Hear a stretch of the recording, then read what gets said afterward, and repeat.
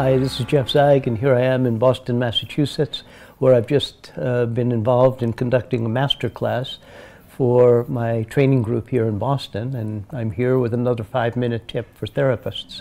This tip has to do with using limbic communication. Limbic communication is the psychobiological evolutionary basis of communication. All animals communicate limbically. Birds communicate by using sounds, dogs communicate by using signals. Communication is based in a limbic model. Now, on top of that limbic model, we build a cognitive model, and we, as human beings, we use verbal communication.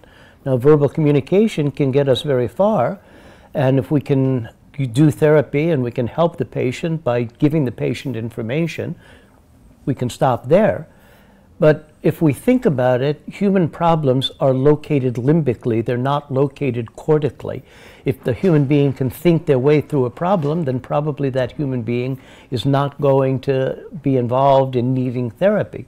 So if we can conceive problems as being limbically based, then we can use a form of communication that's limbically based, a form of communication that is based in being evocative, a form of communication that is based in eliciting, and that has to do with using sounds and signals. Now, we're all experts at using signals. We can use hand signals, and we communicate something to somebody else. We can use sounds like, whoa, and we are communicating with somebody else.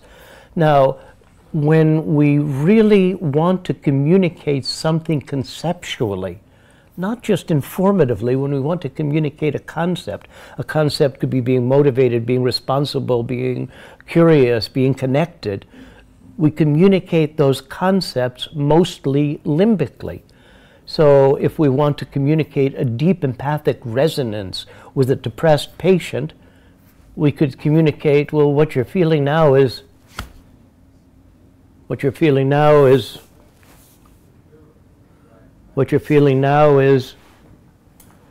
and we're communicating more limbically to empathize with a client. We could empathize with a client by using sounds. Whenever you go to a movie, there's a Foley artist. The job of the Foley artist is to use sound effects. There are experts who create sound effects. You can't go to a movie without experiencing sound effects. You need sound effects to make the movie resonant on an emotional level. Well, therapists can communicate empathically by using sound effects. You're feeling, ooh. But now, not only can we use evocative limbic communication in order to empathize with someone, we can use evocative communication to suggest a goal. What you want to do is, oh. What you want to do is, whoa. And when we're doing this, we're trying to help that person to realize with a limbic resonance a concept that it is that you want that person to elicit and to access. And you can't really say to someone, it's not logical to say to someone, you need to be motivated. Here's 1, 2, 3, 4, 5 steps to be motivated, because motivation is a conceptual realization. When we want somebody to have a conceptual realization, using a series of words isn't going to get them there. So emotion is basically limbic, and conceptual realizations, identity, is more basically limbic. So when we want to use limbic communication, we're exploring all of the output channels of communication. Now, it's impossible to even list easily all of the output channels of communication. There's gesture, there's posture, there's proximity, there's tone, there's tempo, there's the direction of speech, there's prosody, the musical nature of speech.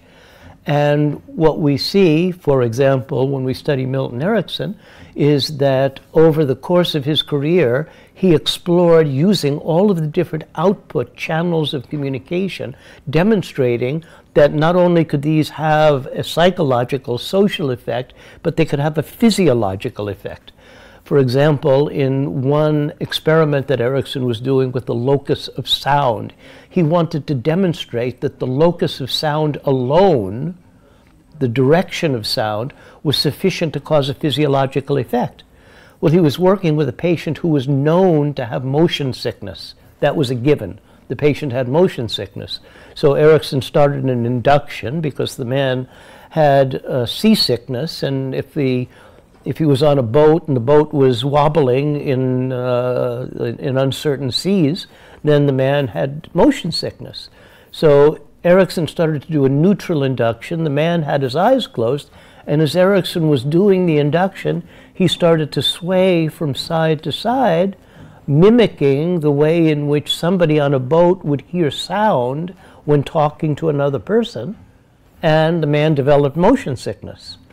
Now, the locus of voice alone was a sufficient cue to cause a physiological response, and this was done at a time before we had the concept of mind-body therapy. When we look at all of the things that you learn from hypnosis, hypnosis teaches you how to use the tempo of your voice, the tone of your voice, the rhythm of your voice, how to use gesture, how to use expression, emphasis. And studying hypnosis teaches people, because hypnosis is basically an evocative effect. You are orienting somebody into a limbic state of resonance where the hypnotic subject is resonating with the meaning of the communication of the hypnotist. So hypnosis teaches us how to use evocative communication.